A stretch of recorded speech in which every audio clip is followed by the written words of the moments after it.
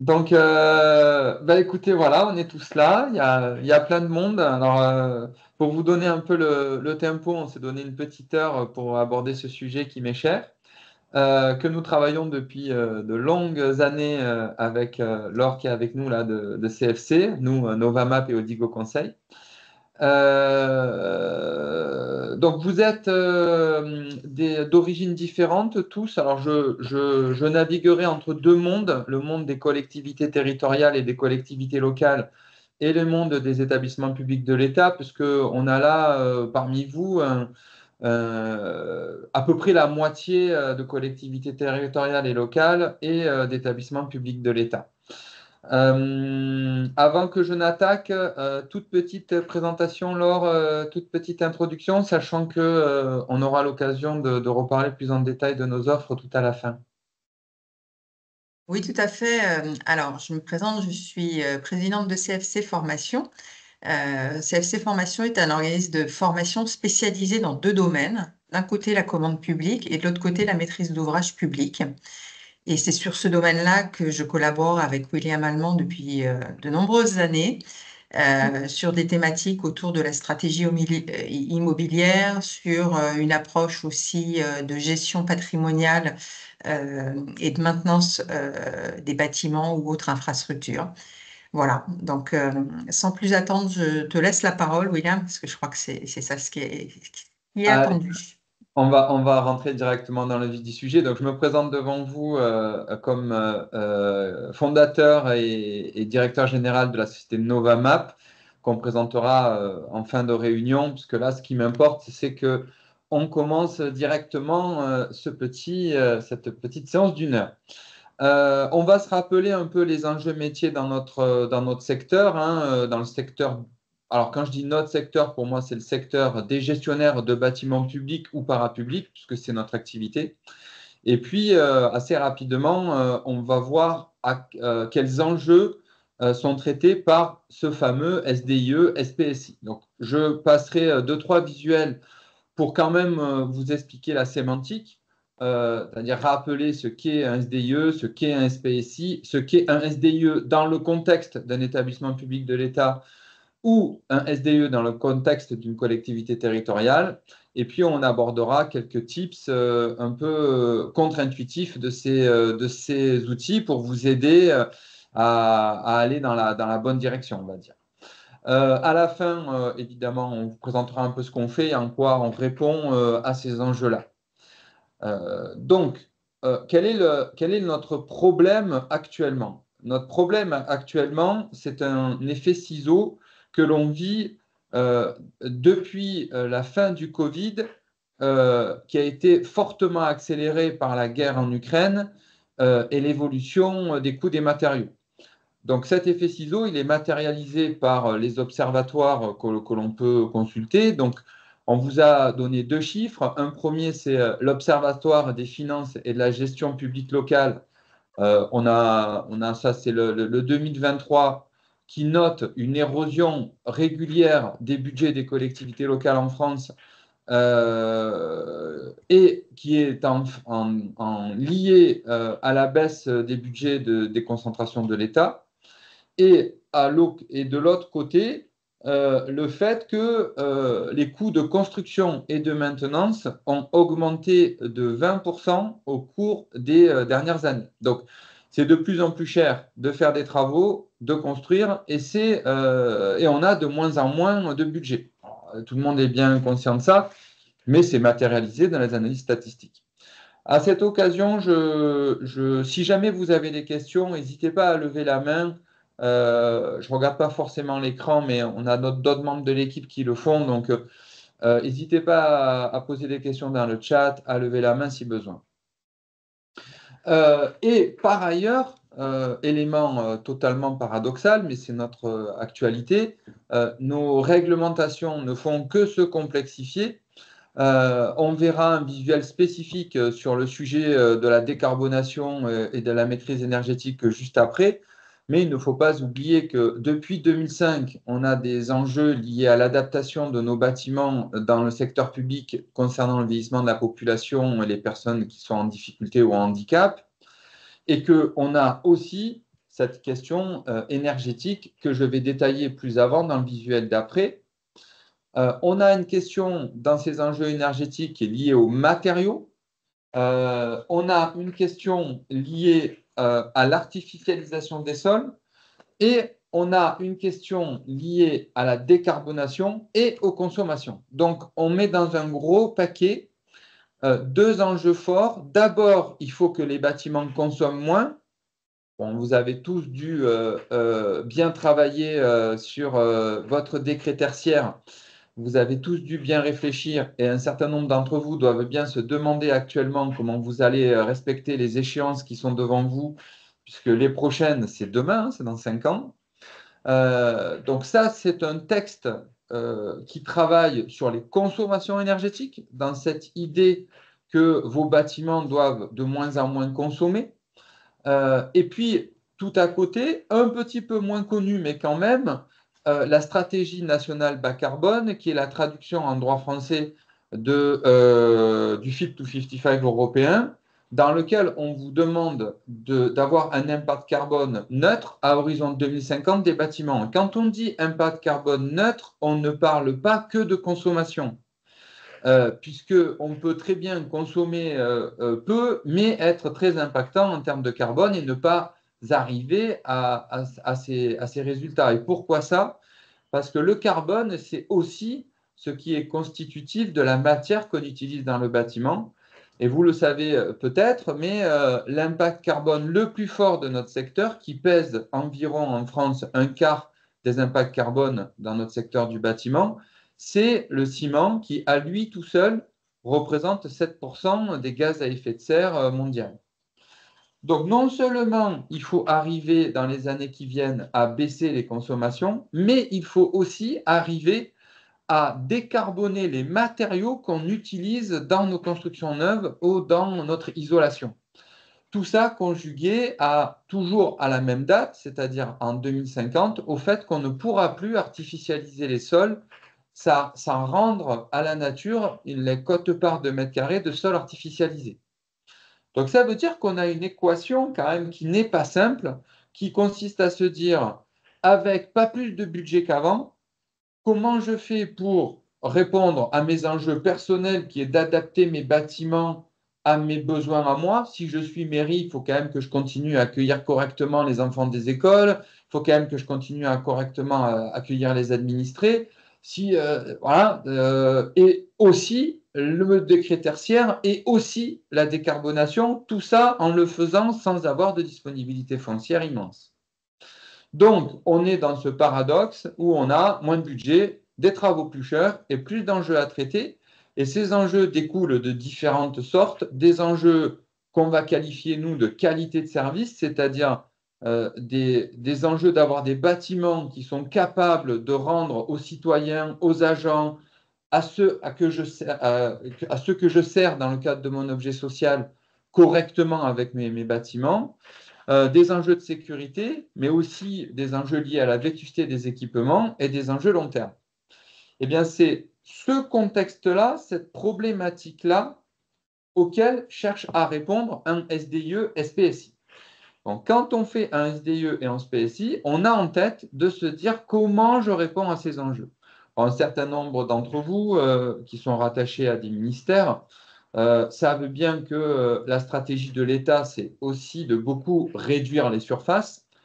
C'est normal parce que moins on a de surface, moins on a d'impact carbone. Et donc, on va regarder rapidement ce que sont ces objets. Donc, le SPSI, c'est le schéma pluriannuel de stratégie immobilière. Ça, c'est un objet qui est réglementairement spécifique pour les établissements publics de l'État. C'est un document de planification stratégique qui, normalement, permet de s'engager sur une série de travaux sur un horizon de 5-7 ans. Donc, un SPSI a plutôt une horizon que je qualifierais de courte, dans lequel on va formaliser toutes les stratégies qu'on va prendre sur les bâtiments et les actions à entreprendre pour optimiser la gestion, l'entretien, l'utilisation des biens. Là-dedans, on va définir comment on va arriver d'une situation où j'ai 800 000 mètres carrés, une situation où j'en ai 700 000. tout en ayant répondu à tous les enjeux qu'on vient de citer au-dessus. L'obligation du SPSI s'est empilée au fil du temps, elle découle de plusieurs textes réglementaires. Je ne vais pas forcément vous barber avec ça. Disons que vous avez quand même 4 textes qui définissent l'obligation. Le plus important, c'est la loi Pacte du 22 mai 2019. Tout ça a été initié par une circulaire en 2009 et c'est alimenté régulièrement par les directives de la DIE. Donc, parmi les gens qui sont dans cette rencontre, dans ce webinaire, on a quand même plusieurs collectivités territoriales et locales. Un des premiers enseignements, c'est que ce n'est pas un objet, le SPSI, ce n'est pas une démarche qui concerne une collectivité territoriale et locale, c'est une démarche qui est beaucoup plus orientée autour de tout ce qui est rattaché à la DIE. On a un deuxième objet qui s'appelle le SDIE. Le SDIE, c'est assez rigolo parce que ça peut être le schéma directeur immobilier de l'État. Donc, ça peut être le chapeau à tous les SPSI.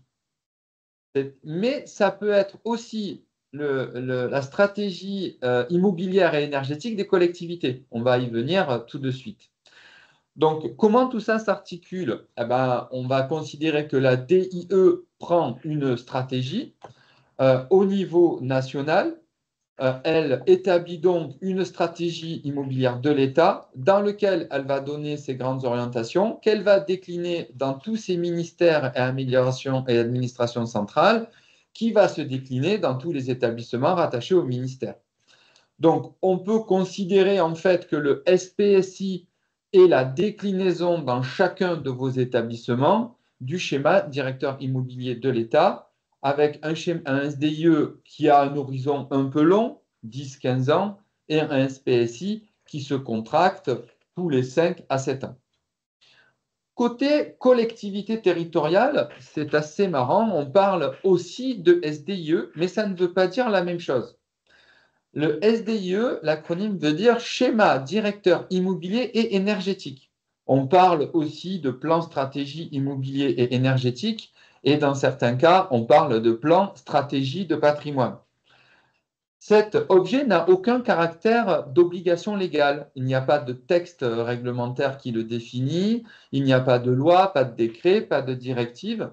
Il est par contre porté par l'ADEME, puisque c'est une démarche qui peut être accompagnée par l'ADEME financièrement dans certains cas et qui a été impulsée surtout pour garantir une espèce de transition énergétique et de lutte contre le changement climatique. Donc, c'est un outil qui est l'outil de l'ADEME pour pousser les collectivités locales et territoriales à traduire dans un document stratégique leur stratégie de maîtrise de leur impact énergétique. Au-delà de ces cadrages un peu formels, ce que l'on peut se dire, c'est qu'en pratique, construire une vision stratégique dans le secteur public pour avoir un patrimoine durable, adapté à ses usages et qu'on arrive à maîtriser avec des budgets qui sont sous contrainte, c'est un indispensable. Alors, on verra que ce n'est pas suffisant. Mais nous, dans notre pratique, dans ma pratique à moi, qui est longue, moi je suis ingénieur INSA, je suis énergéticien de formation, je fais de la stratégie immobilière depuis presque 20 ans dans le secteur public. Et encore aujourd'hui, souvent, je m'aperçois que le SPSI ou le SDIE est parfois plus un document formel qu'on a fait à un moment donné parce qu'il faut le faire que réellement un outil d'amélioration. Mais si on ne fait pas cette fondation stratégique, on n'arrive pas à arbitrer les éléments comme il faut. Donc, un message vraiment important que je tenais à passer du haut de mes plus de 20 ans d'expérience à ne travailler qu'avec des organismes publics, c'est que peu importe comment on l'appelle, peu importe ce que ça veut dire, qu'on soit établissement de l'État avec son SDIE et sa déclinaison SPSI, parfois même, nous aujourd'hui, on fait des SDIE dans des établissements de l'État, qu'on décline en SPSI, ou le SDIE pour les collectivités territoriales, c'est une démarche indispensable pour arriver à se coordonner correctement entre équipes. Comment ça se fabrique? Ça se fabrique avec un corpus de données qui permettent de définir les forces et faiblesses du patrimoine. Et ce qui est intéressant, c'est que ces données ne sont pas exclusivement techniques. Les données qui définissent les forces et faiblesses du patrimoine doivent être aussi des informations sur l'usage qu'en ont vos agents ou sur la qualité d'implantation de ces patrimoines. Il faut réunir au début de ces approches une espèce d'état des lieux complet de l'ensemble des problématiques que l'on a en fonction de ce que nous dit notre gouvernance. Donc, le premier temps de construction de ces SPSI, SDIE, c'est un temps de diagnostic. Si on ne l'a jamais fait, selon la taille de son patrimoine, ça prend 3 à 6 mois de faire ce diagnostic. Si on l'a déjà fait et qu'on le met à jour, c'est plus court. Ce n'est pas la partie la plus joyeuse de la démarche, puisque c'est beaucoup de collecte de données en s'attardant sur la qualité de la donnée, puisque derrière, ça va fonder toute notre stratégie. Mais c'est vraiment, vraiment important de commencer par ça. Une fois que nous aurons fait cette collecte de la donnée, grâce à ces informations-là, on va construire des mappings du patrimoine dans lequel on va identifier les patrimoines qui ne sont pas bien implantés. Ah, vous aviez de l'écho. OK, ça a été, j'ai vu le message passer, mais je poursuis. Des patrimoines qui ont été bien implantés dans les bons quartiers, dans les bonnes zones par rapport à son usage, des bâtiments qui n'ont pas été bien implantés, et on va identifier les bâtiments dont la conception structurelle du patrimoine est adaptée à ce que je veux en faire. Si j'ai une mairie ou un siège de conseil départemental qui est situé dans un bâtiment historique et que moi j'ai besoin de mettre des équipes qui sont en télétravail, qui ne viennent pas tout en même temps et que j'ai plein de cloisonnements un peu bizarres, la conception du bâtiment n'est plus adaptée à l'usage qu'on en fait. C'est pareil dans les centres hospitaliers. L'élément le plus fréquent qu'on me remonte de ce secteur, c'est la grande nécessité de pouvoir bouger les cloisons pour agrandir la salle des soignants, agrandir le bloc opératoire, réduire les chambres. Bon, ben, si on est dans un hôtel-Dieu dans lequel le bâtiment ancien ne permet pas de bouger les cloisons facilement, qu'on n'a pas les plans des réseaux, eh bien, adapter le bâtiment aux enjeux des soignants devient quasi impossible. Je peux vous faire une liste longue comme le bras de cas réellement réguliers où l'établissement public, il n'arrive pas à bouger le bâtiment du fait de sa conception, même s'il est en bon état.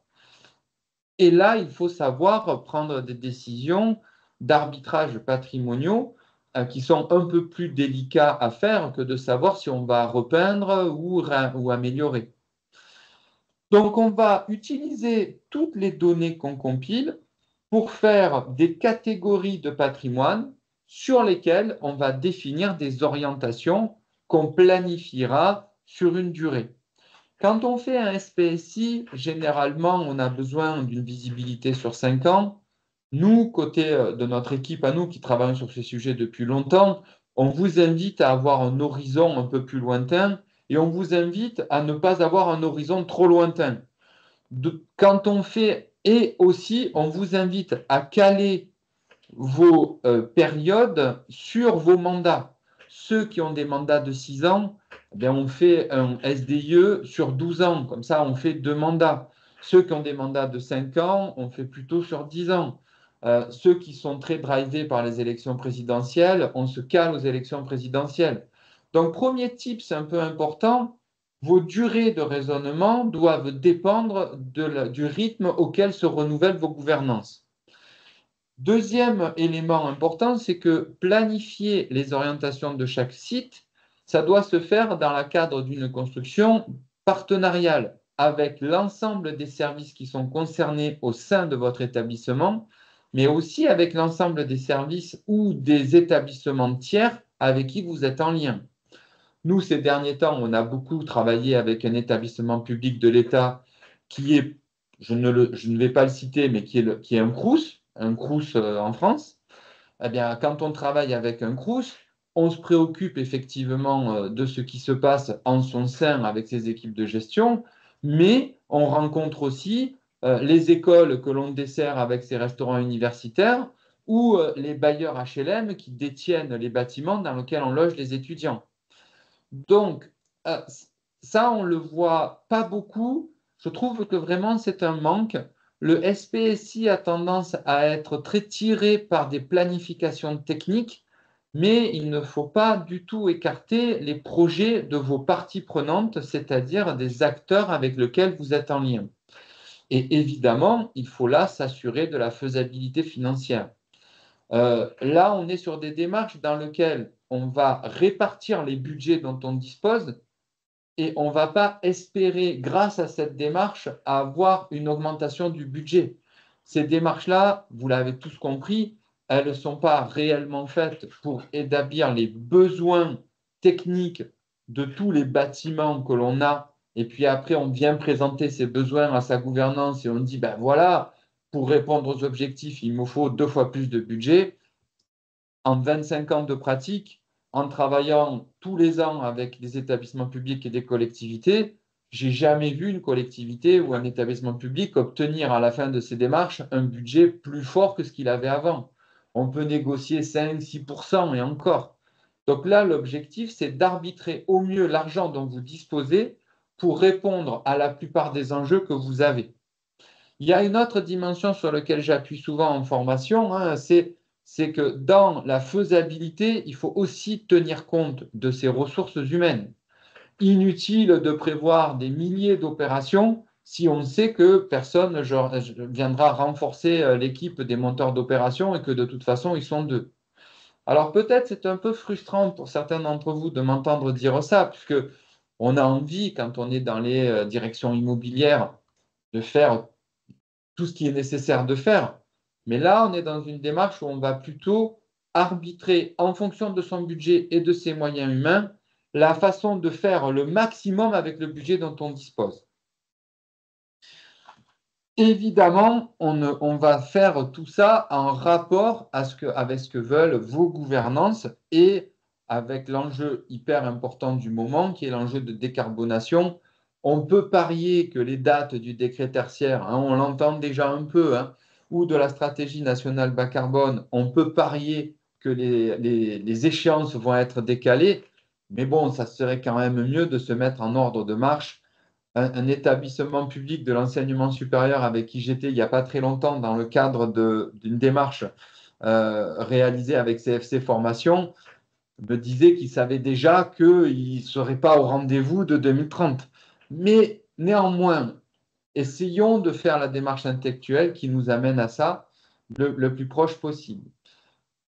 Pour faire un SDIE et un SPSI, en plus, il n'est pas nécessaire d'avoir beaucoup de données. C'est hyper contre-intuitif, ça, notamment pour les collectivités territoriales et les collectivités locales qui auraient envie de faire financer leur démarche par l'ADEME, puisque la démarche de l'ADEME est très focus sur les enjeux énergétiques, c'est normal, et demande un diagnostic qui est assez conforme à leur pratique et qui est assez précis. On peut aller dans ce sens. Nous, on a fait plein de démarches où le diagnostic énergétique est très poussé, mais ça n'est pas nécessaire. Pour ceux parmi vous que ça rebute un peu de rentrer dans ces démarches qui hésiteraient un peu, on peut franchement trouver le moyen de se focaliser sur quelques données importantes pour définir ces grandes orientations. Deuxième tips, peut-être un peu clé de ce webinaire, c'est de réfléchir à travailler plutôt la qualité des données que vous compilez pour faire vos SPSI dans cette phase de diagnostic initial, plutôt que la quantité. Dans les données, ne pas oublier que vous ne faites pas qu'une démarche exclusivement technique. C'est un peu le défaut que je vois très régulièrement, c'est-à-dire des gens qui sont dans l'ultra détail technique, mais ne prennent pas en compte des éléments qui sont fondamentaux pour l'immobilier, qui sont l'implantation. Il faut que vous évaluiez si vos bâtiments sont bien implantés par rapport à l'usage. Bien implantés, ça veut dire, est-ce qu'ils ne sont pas à côté d'une autoroute et les agents qu'on a là-dedans, ils n'en peuvent plus tellement c'est bruyant? Ou est-ce qu'on n'est pas à côté de l'usine Céveso qui pollue et ce n'est pas très agréable d'être là? Ou encore, bien prosaïquement, est-ce qu'on peut aller facilement dans ce lieu? Est-ce que l'on a des transports en commun? Est-ce que l'on peut y aller en vélo? Est-ce qu'on peut se garer? Toutes ces informations-là sont presque aussi importantes dans vos SDIE, SPSI que les informations qui sont liées à l'état de la CTA ou à l'état de vos halls d'entrée. On a évidemment la conception des bâtiments, donc on n'est toujours pas sur des notions d'état technique, on est sur des notions qui sont beaucoup plus liées à la structure de vos bâtiments, les exemples que je prenais tout à l'heure sur lesquels je ne vais pas revenir, et essayer d'analyser avec la plus de justesse possible la qualité de vos utilités, notamment de vos chauffages, parce qu'on sait combien, notamment dans le tertiaire, les gens qui travaillent ont tendance à se plaindre des températures. Donc, il faut essayer d'avoir, comment dire, une espèce d'analyse un peu objective du service apporté par vos équipements dans vos bâtiments. Et tout ça vous donnera une qualité fonctionnelle de vos bâtiments en dehors de la qualité technique qu'il faut que vous gériez ailleurs, dans une autre analyse. Ça n'est pas la même chose de dire mes menuiseries sont en mauvais état, mais elles sont bien conçues, que de dire c'est en bon état, mais de toute façon on s'en fout, dans ces bureaux on ne voit rien. Il faut vraiment distinguer les choses. Dans cette qualité technique-là, difficile de s'affranchir totalement des aspects liés à vos réglementations, notamment sur les aspects amiante. Donc, il faut avoir un scoring de l'état de l'amiante dans le patrimoine. On trouve là inévitablement les performances liées à l'eau, la décarbonation et l'énergie, et tous vos scorings et vos évaluations de la vétusté de vos équipements. Comme je vous l'expliquais tout à l'heure, très important de tenir compte des dynamiques liées à vos parties prenantes. Sur le territoire où je suis, en fonction du service que je rends, moi, je suis un établissement, je suis un centre de recherche. On me demande de faire de plus en plus de partenariats avec des chercheurs à l'étranger. Je vous dis des cas que j'ai eus, hein. Et mon labo, il est positionné à 2 heures du moindre aéroport et tous les chercheurs de l'étranger, pour qu'ils y aillent, il faut qu'ils prennent un aéroport, un train, un taxi et c'est l'enfer. Donc, tout ce qui est politique urbaine sont clés et évidemment toutes les stratégies des tiers. Et dernier volet, qui sont vos moyens, dans lequel on va retrouver vos moyens financiers et vos moyens en ressources humaines et notre dada à nous, puisqu'on pense que dans le numérique, il y a aussi une voie de sortie à toute cette complexité, vos outils numériques, qui pour certains d'entre eux, nous le savons, sont un peu anciens, avec des ergonomies qui ne sont pas joyeuses, et parfois avec des données de faible qualité. Donc, vous voyez que pour construire un SPSI SDIE, on a besoin de 4 séries de données qu'on peut répartir en une douzaine, quinzaine d'informations. Et surtout, extrêmement important, il n'est pas nécessaire pour faire votre SPSI ou votre SDIE d'avoir un inventaire technique ultra précis de tout. C'est un défaut que nous voyons régulièrement, puisque tout le monde pense que pour réaliser ça de façon sereine, il faut avoir déjà l'inventaire.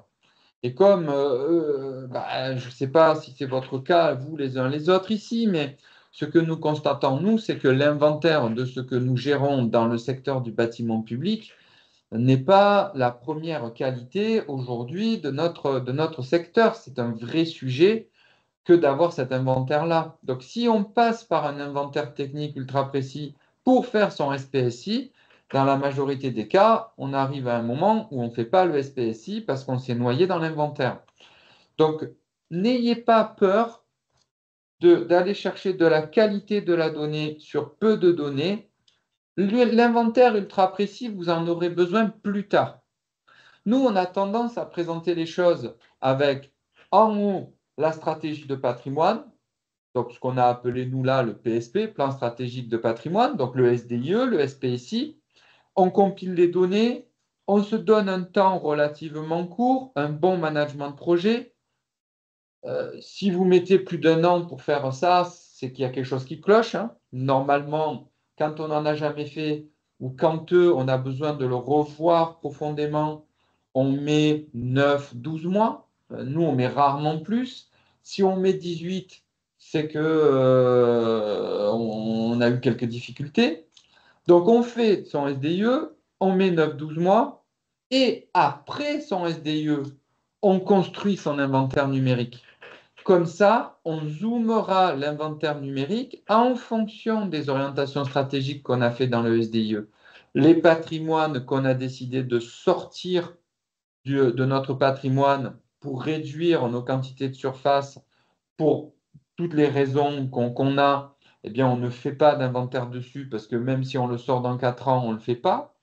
Les patrimoines sur lesquels on a prévu des fortes améliorations, des isolations, de la décarbonation, eh bien, on va utiliser l'opération de travaux pour alimenter l'inventaire et on peut construire dans le cadre de l'activité de chacun d'entre vous des plans d'inventaire qui sont compatibles avec vos autres activités. Et progressivement, grâce à cet inventaire, on va réussir à améliorer la politique d'achat qui découle de notre SDIE. Et donc, le bon run, c'est d'abord mon SDIE. Ensuite, suite à mon SDIE, je fais mon inventaire qui, après, m'aide à construire mes marchés. Et quand j'ai mieux construit mes marchés, mieux regroupé mes achats en fonction des quantités de ce que j'ai à faire, mieux défini le contour de mes opérations et que je dispose de quantités qui sont au plus juste, les quantités, les surfaces de mes bâtiments, mes nombres d'équipements, je peux progressivement arriver à en faire toujours plus dans le cadre de mon budget. Là, pour l'objectif final des données, c'est quand même d'avoir une répartition assez précise de ce qu'on gère. Nous, ce qu'on cherche à faire, c'est à promouvoir à, disons, horizon 5 ans, 4 ans, chez chacun d'entre vous, une description complète et exhaustive et informatisée de ce que vous gérez. D'abord, de votre patrimoine bâti avec vos sites, vos bâtiments, vos entrées, les surfaces et toutes les propriétés de ce patrimoine qui sont importants pour vous de suivre. Là, les propriétés sont très variables selon qu'on est, si on est un centre hospitalier, une mairie, un département, une région ou un établissement public de l'enseignement universitaire ou un CRUS, on n'a pas besoin de suivre la même chose. Donc, il faut que les systèmes que vous employez vous permettent de customiser vos propriétés. On est dans le monde du bâtiment, même si la plupart des plans, on les a perdus ou sont aux archives au sous-sol, on en a quand même et on fait encore quelquefois un peu des opérations BIM ou même on a des plans 2D, 3D. L'idéal est de pouvoir compiler tout ça au même endroit.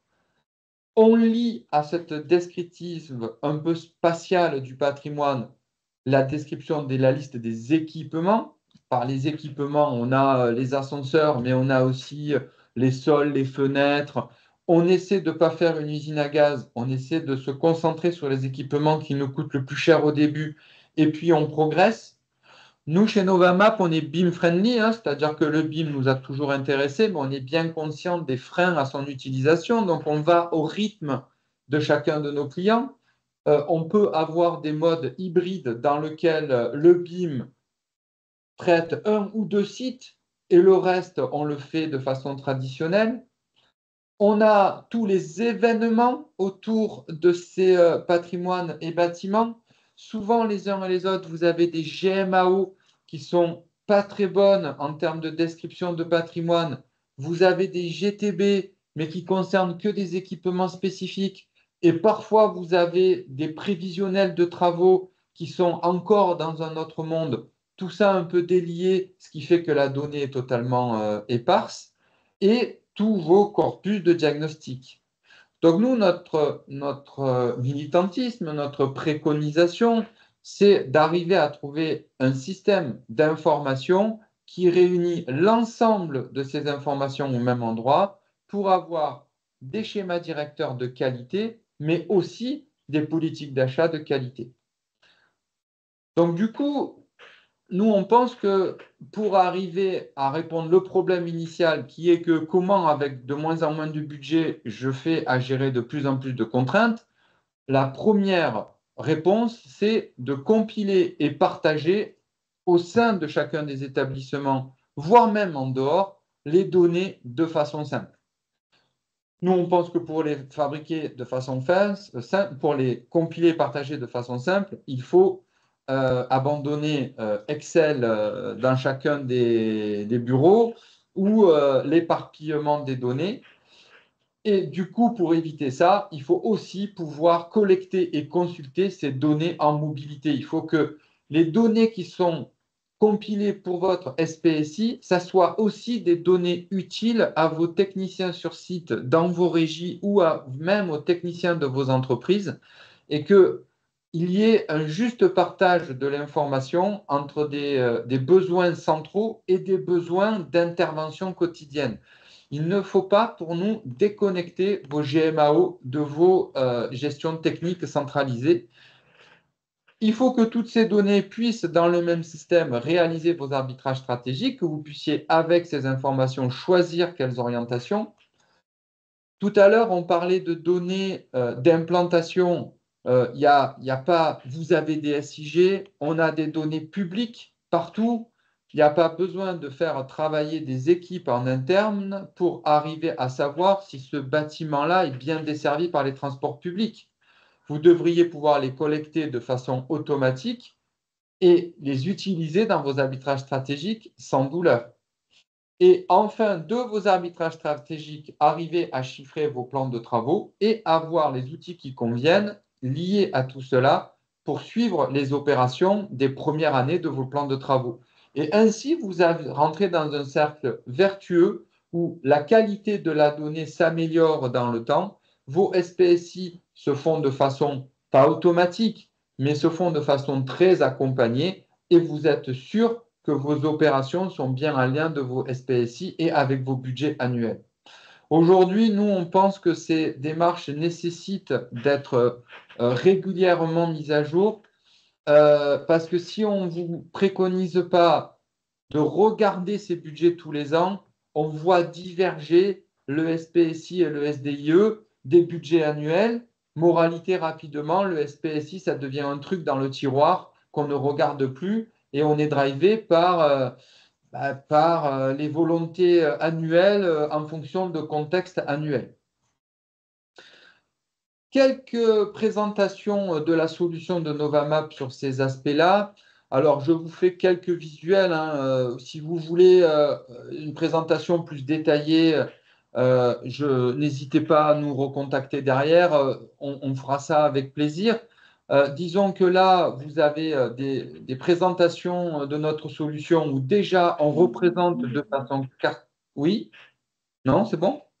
On représente de façon cartographique le patrimoine, on le localise sur une carte, on permet de décliner tous les niveaux patrimoniaux. Derrière, on va lier, parce que si on n'a pas, le plan n'est pas une condition obligatoire à l'établissement de données pour le SPSI, mais c'est quand même bien utile. Donc là, on vous présente le viewer qui est encapsulé dans notre solution, là dans un screenshot en maquette 3D, mais que l'on peut avoir aussi en plan 2D, y compris si vous avez des PDF avec des PDF interactifs sur lesquels on peut localiser certains équipements. Mais il faut vivre le plan comme the cherry on the cake, quoi. Voilà, c'est pas d'abord de la bonne donnée alphanumérique en liste rend parfaitement un bon ouvrage. Mais le lien au SIG et le lien à l'orientation cartographique est quand même intéressant.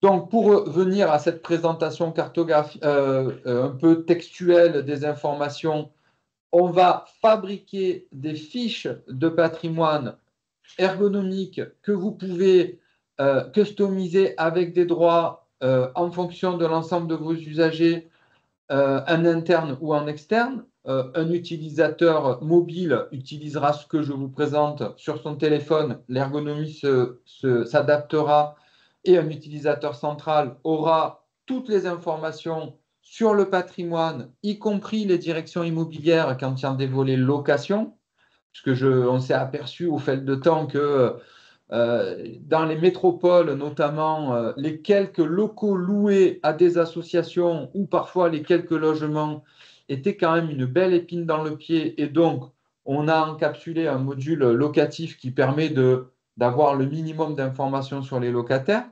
Et disons que l'idée, c'est de centraliser l'information de description du patrimoine et de centraliser les informations liées à vos schémas directeurs immobiliers. Pour nous, un schéma directeur immobilier doit recouvrir au moins 6 axes. Le premier axe est évidemment l'axe énergétique et environnemental. Donc pour chacun, donc là on vous présente une fiche d'un site, en l'occurrence c'est notre siège social, hein. Vous voyez, on est dans ce bâtiment-là, nous, donc on a pris comme cas d'exemple notre siège social, c'est du tertiaire, et on évalue le patrimoine selon des scorings liés à l'énergie et l'environnement, à la sécurité et la sûreté. Par sécurité, on va entendre tous les éléments liés à vos diagnostics réglementaires. On retrouvera dans ce volet les aspects amiante ou les dimensions légionelleuses pour ceux qui ont ce genre de problème, ou les éléments liés aux incivilités si jamais vous avez ce genre de problème. Donc, on retrouve à la fois une brique plutôt de sécurité technique au sens incendie, automatisme, chute, électricité, et un volet plus sûreté des agents au sens on ne se fait pas crier dessus, on ne risque pas de se faire voler en sortant du bâtiment. Un élément de cotation sur l'usage et la conception du patrimoine. On va retrouver mes exemples que je vous ai donnés tout à l'heure sur les plateaux des hôpitaux ou les animaleries dans les centres de recherche dans lesquels il faut rentrer des réglementations spécifiques. On va avoir un volet d'état technique qu'on pourrait plutôt qualifier de vétusté technique, c'est-à-dire là, ça va être plutôt d'évaluer l'état de chacun des équipements pour voir un peu si globalement l'état technique du site est bon ou pas.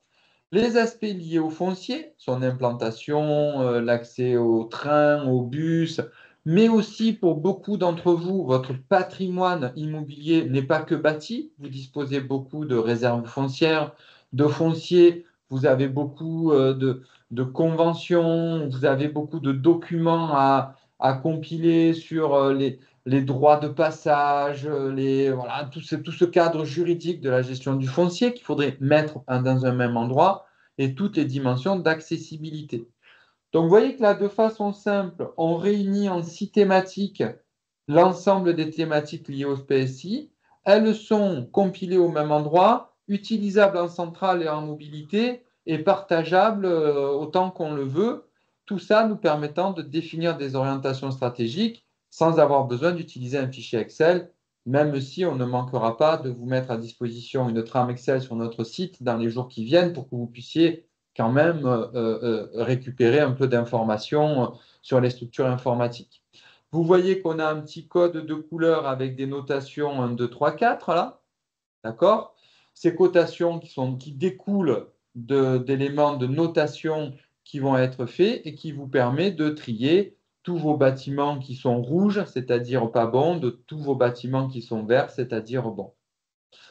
Quelques autres éléments à vous présenter, comme le détail du volet énergétique dans lequel on va pouvoir récolter les étiquettes, les consommations de gaz à effet de serre, les consommations en kilowattheure et toutes les informations. Là, récemment, on nous a demandé de compiler les températures dans un lot ou de compiler des données plus liées aux usages. La page sur laquelle on voit les notes d'état des équipements avec la ventilation par famille d'équipements, le graphique radar, de ce site par rapport à tous les sites.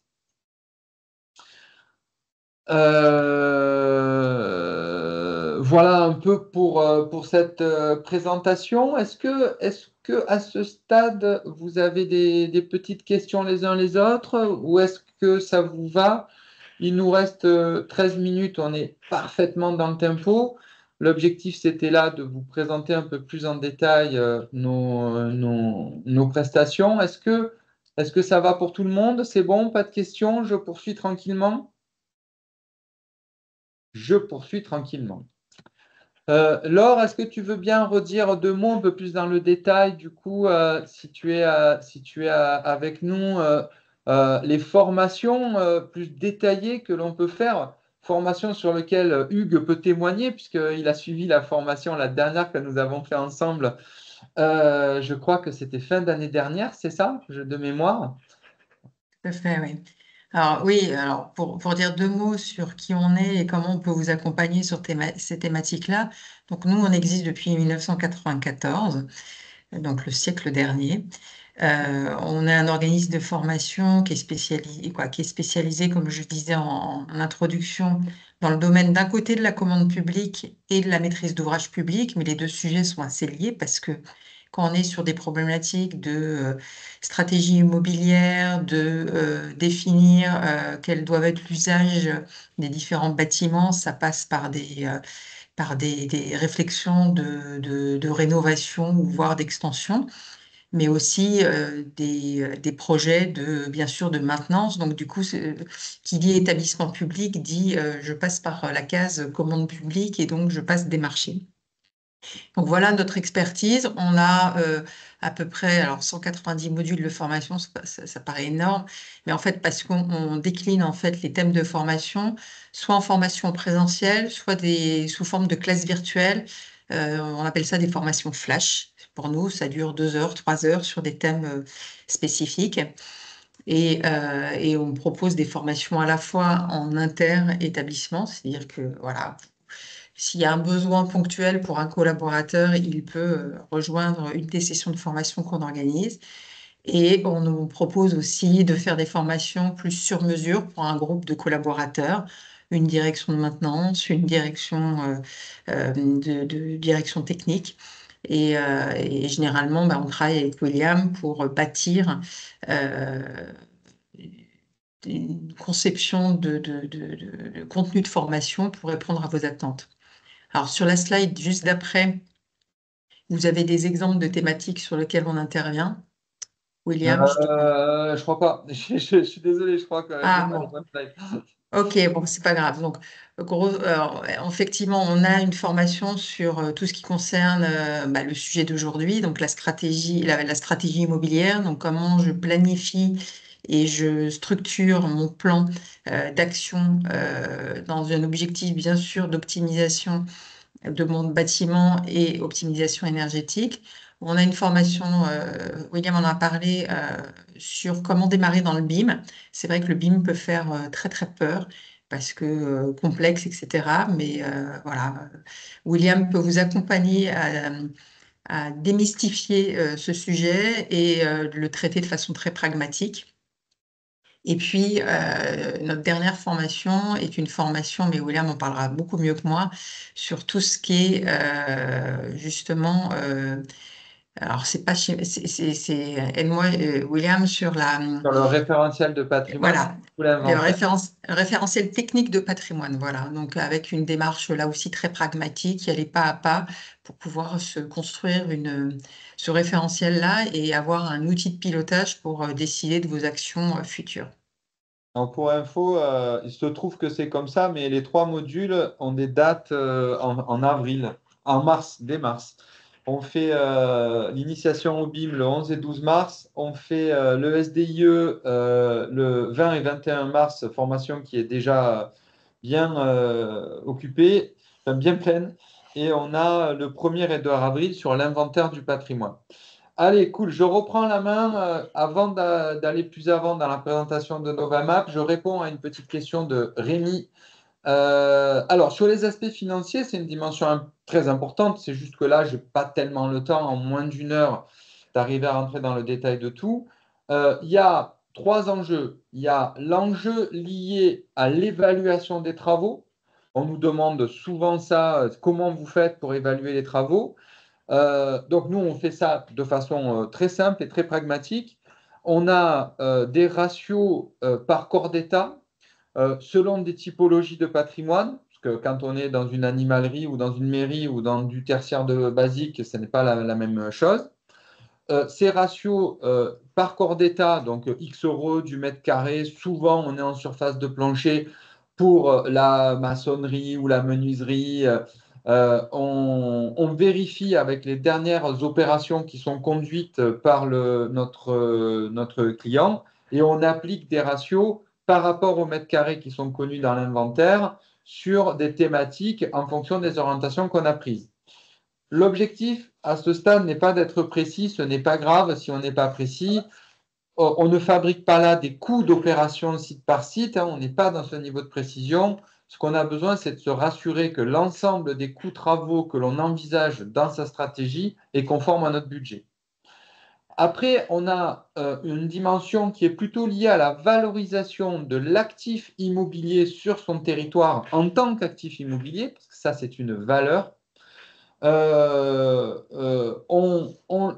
aime bien faire ça avec des outils d'intelligence artificielle, nous, parce que ça marche bien ces derniers temps en étudiant le marché. Donc, on a une brique de notre solution qui permet de valoriser la valeur de l'actif immobilier eu égard aux cessions autour à la valorisation sur le marché. Et après, on a une façon simple aussi d'évaluer ce que nous coûte le bâtiment en maintenance.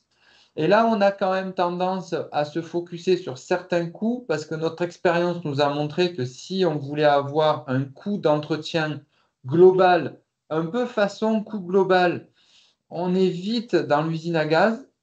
Donc aujourd'hui, on a tendance à regarder plus spécifiquement deux types de coûts que sont les coûts énergétiques ou environnementaux, le coût de la facture d'eau, le coût de la facture énergétique et les coûts de travaux de propreté parce qu'on s'est aperçu qu'il pouvait y avoir un gisement d'économie non négligeable. Donc sur le volet financier, on regarde en fait trois choses. Combien ça nous coûte dans le futur? Ratio au mètre carré adapté aux opérations immobilières de vos opérations immobilières pour pouvoir projeter dans le futur ce que ça va coûter dans le futur. Alors pour ceux qui sont à fond dans la décarbonation, on a quelque chose de très particulier sur ça. On fait beaucoup de travaux, on évalue les impacts carbone. Bon là, il va falloir revenir vers nous si vous voulez en savoir plus.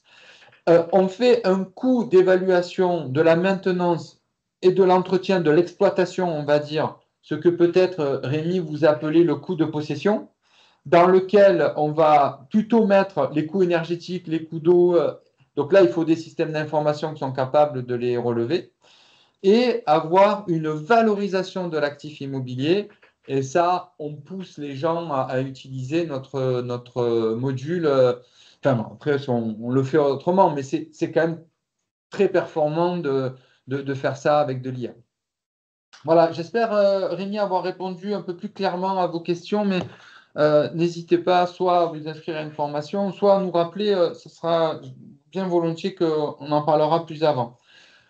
Donc, Novamap. Novamap, on est un éditeur de logiciels qui a construit une suite logicielle qui simplifie à la fois la gestion opérationnelle des bâtiments et le pilotage stratégique du patrimoine immobilier. Ça vient de mon expérience. J'ai fait 12 ou 13 ans de conseil dans le secteur de l'immobilier public. Puis après, j'étais directeur général adjoint d'un office HLM, donc je me suis confronté à ces problématiques. Et à la sortie de ça, on a construit cette solution-là qui permet à la fois d'améliorer la qualité de service aux usagers, de travailler sur la satisfaction des agents et des usagers par la qualité que rend le bâtiment, aussi d'être capable de simplifier le suivi des régies et des interventions des entreprises, augmenter l'efficacité des équipes, réduire les temps consacrés au suivi des interventions et évidemment toute la brique liée au pilotage stratégique du patrimoine avec une volonté forte d'arriver à rendre simple, à rendre accessible à rendre utile un schéma directeur immobilier énergétique pour prévoir les investissements, savoir exactement quand on va respecter le décret tertiaire, anticiper la stratégie nationale bas carbone, tout en faisant gagner un temps fou aux équipes parce que nous, nos clients, ils passent la moitié de leur temps à chercher des choses qu'ils pourraient avoir en un claquement de doigts s'ils avaient un système d'information structuré. L'ensemble des fonctionnalités s'effectue sur un même référentiel de données patrimoine pour faciliter les analyses techniques et des techniciens sur le terrain et des directions immobilières en centrale, le tout dans le cadre d'une solution où les données sont hébergées en France, sont sûres, avec un produit un peu couteau suisse qui est facile à administrer pour les DSI. On a une approche très modulaire. La moitié de nos clients utilisent plus de 5 modules et l'autre moitié n'utilise qu'un ou deux. Tout ça est embarqué dans une expertise métier. J'espère qu'on a réussi à vous démontrer que c'est des sujets qu'on maîtrise vraiment, hein. Moi, j'en ai conduit plus de 200 de stratégie immobilière. Je travaille sur ces sujets depuis les années 2000. La solution est très facile à utiliser, hein. 91% de nos utilisateurs la trouvent simple d'utilisation. Elle est accessible sur toutes les plateformes et elle est totalement interopérable. Ça veut dire connectable avec n'importe quel outil dont vous disposez déjà.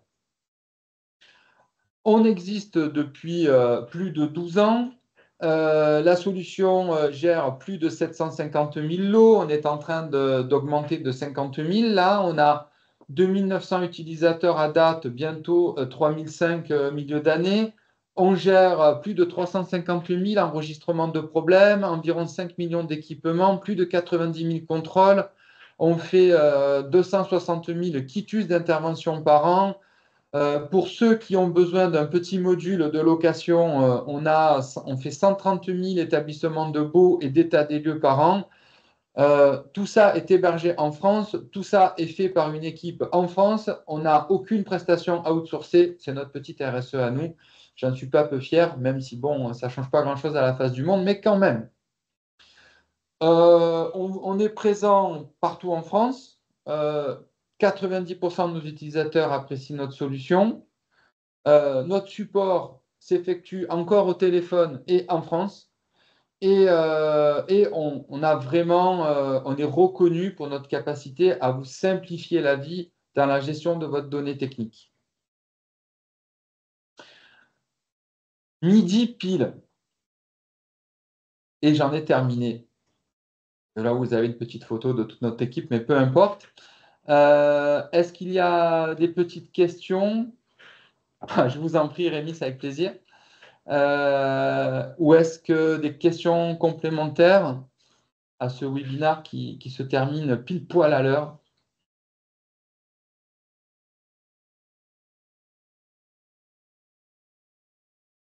Non, pas de questions. J'avais un appelé à Hugues. Hugues, vous êtes toujours parmi nous? Non, il est Il est parti. là, je Il est suis là, là. j'avais coupé le micro. Alors, est-ce Euh, que vous avez réappris des choses? Est-ce que vous avez appris de nouvelles choses? Est-ce que ça vous a fait alors, un bon résumé? j'ai profité pour réouvrir le support de formation pour la formation schéma directeur immobilier et énergie. Donc, effectivement, bon, j'ai retrouvé des éléments fondamentaux Bon. qui ont déjà commencé à cogiter de notre côté. Je travaille avec un collègue, là, le responsable de la maintenance et d'exploitation chez nous, et on est sur la partie vraiment collecte de données.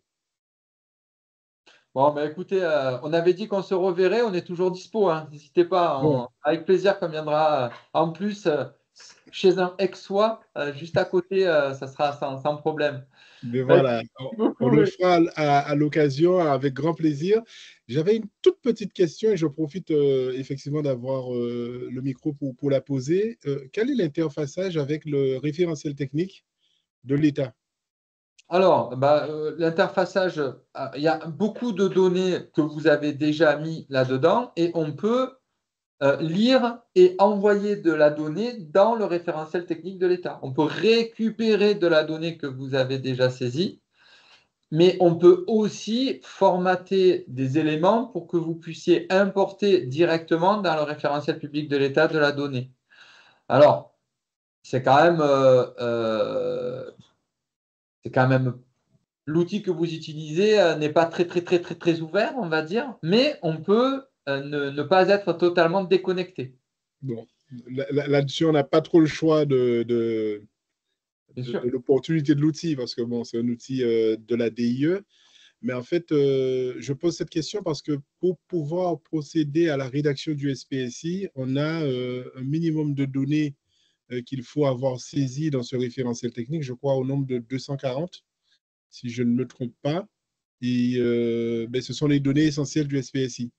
Ben là, la pratique qu'on a, c'est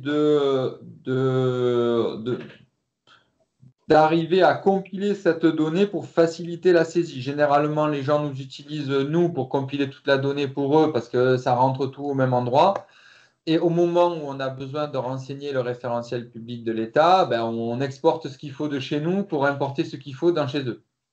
D'accord. Bon, c'est faisable. Merci beaucoup.